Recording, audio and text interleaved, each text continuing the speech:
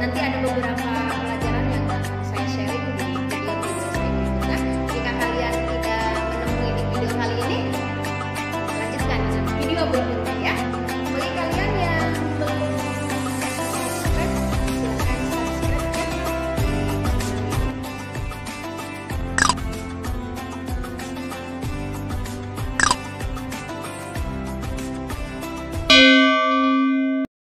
Assalamualaikum warahmatullahi wabarakatuh. Anak-anak sekalian, apa kabarnya hari ini? Mudah-mudahan kalian semua sehat-sehat ya. Mudah-mudahan kita semua selalu berada di lindungan Allah Subhanahu wa taala. Baik, anak-anak sekalian, bertemu kembali dengan Ibu pada pembelajaran kali ini. Insyaallah ini pertemuan kedua kita. Insyaallah kita akan membahas tentang iman kepada hari akhir. Oke. Baik anak-anak, nah inilah materi kita pada pertemuan kali ini, yaitu beriman kepada hari akhir. Nah, apa saja sih tujuan pembelajaran kali ini? Nah, ini tujuan pembelajarannya. Jadi setelah kita belajar tentang beriman kepada hari akhir, kita akan tahu apa itu beriman kepada hari akhir. Selanjutnya akan mengetahui tanda-tanda hari akhir. Selanjutnya bisa membedakan kiamat sugro dan kiamat kubro, dan bisa menjelaskan bagaimana sih peristiwa terjadinya hari akhir. Dan yang terakhir, kita juga bisa membedakan antara surga dan neraka. Oke, kita lanjutkan.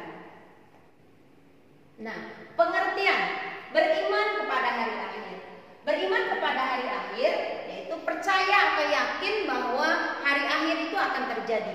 Walaupun sebenarnya hari akhir itu adalah masih gaib, kita tidak tahu kapan itu terjadi, hanya Allah Subhanahu wa taala yang mengetahuinya. Tetapi kita sebagai seorang muslim wajib mengimaninya. Kenapa seperti itu? Karena beriman kepada hari akhir merupakan rukun iman yang harus kita imani. Oke, selanjutnya. Nah, ini macam-macam hari akhir. Nah, hari akhir kita sebut juga dengan kiamat. Macam-macam kiamat. Yang pertama ada kiamat kecil atau kiamat sugro, yang kedua ada kiamat kubro. Seperti apa sih kiamat kecil? Kiamat kecil contohnya seseorang yang meninggal, atau seseorang yang kecelakaan, atau ada juga yang banjir, yang tsunami, itu kiamat kecil atau kita sebut dengan kiamat sugro. Nah, kiamat kubro adalah kiamat besar. Kiamat besar adalah peristiwa terjadinya atau peristiwa hancurnya seluruh umat manusia, seluruh alam dunia, seluruh bumi ini hancur, tidak ada satu orang pun yang hidup.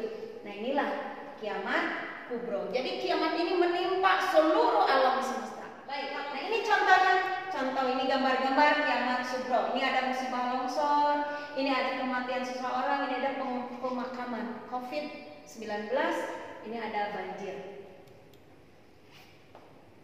Nah, seperti apa sih peristiwa kiamat kubro?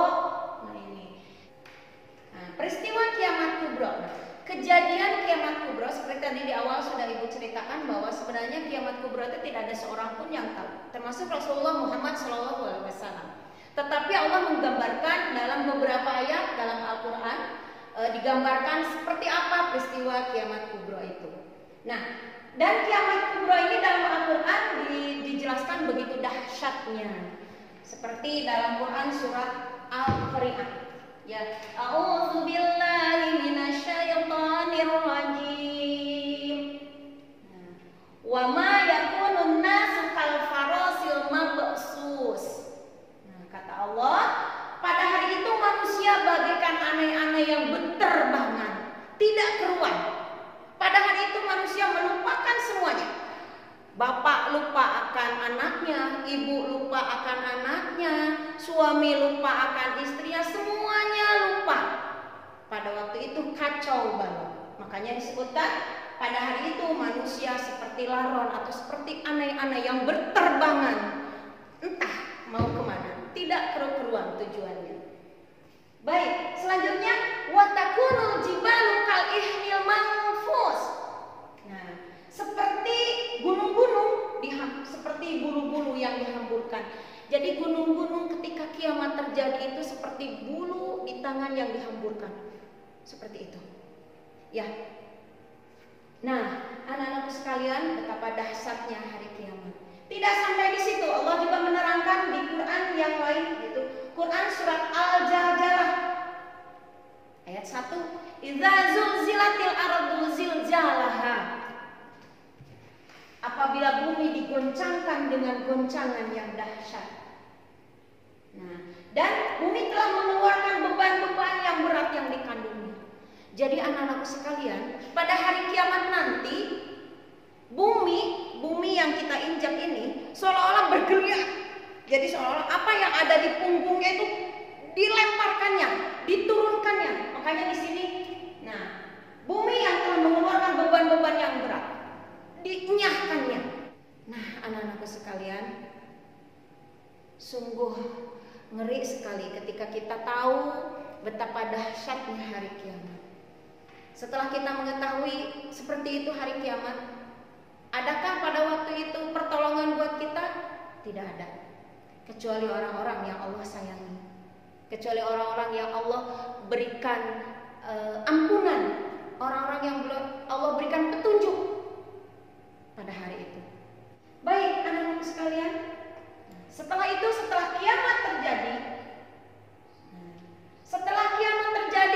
kita tidak hanya sampai di situ. Ya, kiamat terjadi ketika malaikat Israfil sudah meniupkan sangkakala yang pertama. Semua yang hidup dimatikan. Nah, setelah semua yang hidup dimatikan, kelak kita akan dibangkitkan. Setelah dibangkitkan, kita akan dihadapkan, kita akan mempertanggungjawabkan amal ibadah kita yang kita lakukan selama di dunia. Nah, inilah fase-fase kehidupan setelah kematian. Yang kita akan melewati alam barza atau kita kenal dengan alam kubur. Alam barza adalah tempat atau rawatan sementara manusia yang sudah meninggal sebelum Allah bangkitkan di yaumul ba'ats. Nah, ketika nanti di sini terjadi lagi tiupan sangkakala yang kedua, Allah perintahkan kepada malaikat Israfil. Israfil, tiup kembali, ditiup dan dibangkitkan. Semua yang sudah mati dibangkitkan. Nah, hari kebangkitan. Setelah dari sini kemana kita? Kita akan berkumpul, kita akan menuju padang mahsyar. Makanya di sini disebut juga dengan yaumul hasyar atau hari-hari bertemu. Untuk apa bertemu? Menunggu. Menunggu apa? Menunggu dihisab, menunggu dimizan. Karena kita akan menuju ke sini. Apa itu yaumul mizan? Hari penimbangan. Di sini jelas anak-anak sekalian, sekecil apapun amal ibadah kita akan ada balasannya, dan sekecil apapun keburukan kita akan ada balasannya. Nah, setelah kita melewati fase yang tadi, kemana akhir kehidupan kita? Inilah akhir kehidupan kita. Ya, akhir kehidupan kita, apakah kita ke surga kah atau kita ke neraka kah? Nah, untuk siapa sih surga? Surga adalah untuk orang-orang yang Allah berikan karunia, untuk orang-orang yang diberikan petunjuk, untuk orang-orang yang senantiasa beribadah kepada Allah. Sekecil apapun Allah akan balas. Di sini tempatnya di surga. Nah, neraka, untuk siapa neraka? Neraka adalah untuk orang-orang yang tidak mengindahkan perintah Allah, untuk orang-orang yang senantiasa melakukan keburukan, melakukan kejelekan, dan orang-orang yang senantiasa menghindari dari perbuatan yang baik. Sekecil apapun keburukan, di sini tempatnya akan dihisab, di sini tempatnya akan Allah beri balasan. Nah, anak-anakku sekalian, kenapa sih kita harus beriman? Untuk apa sih kita harus beriman kepada hari akhir? Ada tidak keuntungannya? Jadi inilah hikmah beriman kepada hari akhir. Dengan beriman kepada hari akhir, kita dapat meningkatkan keimanan dan ketakwaan kita. Kenapa? Karena kita tahu bahwa kelak akan ada balasan. Sekecil apapun kebaikan akan Allah balas, sekecil apapun keburukan akan Allah balas. Ya, walaupun hanya sebesar biji izar. Oke. Yang kedua, akan senantiasa berbuat baik dan menghindari perbuatan dosa. Kenapa? Karena kita tahu yang baik akan di surga tempatnya, yang buruk di neraka. Makanya hidup ini pilihan. Akan memilih kemana kita nanti? Ke surga kah atau ke neraka kah? Selanjutnya yang ketiga, mendorong seseorang untuk terus berkarya. Artinya dia akan senantiasa optimis untuk mengikuti hidup, untuk menjemput masa depannya. Dia akan terus berkarya. Kenapa? Karena berkarya bagian dari ibadah kepada Allah Subhanahu wa taala. Ingat anak-anak sekalian, dalam Al-Qur'an diterangkan bahwa Allah tidak akan merubah nasib suatu kaum jika kaum tersebut tidak mau berubahnya. Innallaha la yughayyiru ma biqaumin hatta yughayyiru ma bi anfusihim. Makanya mendorong seseorang untuk terus berkarya. Kenapa? Karena berkarya bagian dari ibadah kita kepada Allah Subhanahu wa taala. Selanjutnya, mendidik manusia untuk belajar mempersiapkan masa depan. Masa depan kita apa sih? Masa depan sesungguhnya adalah hari akhir. Surgakah atau neraka?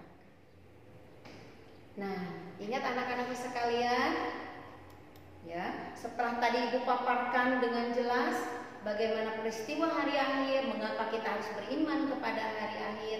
Ingat baik-baik bahwa baik buruk amal seseorang tidak akan luput dari catatan malaikat. Akan dicatat dan kelak di yaumil akhir akan mendapat balasan dari Allah Subhanahu wa taala.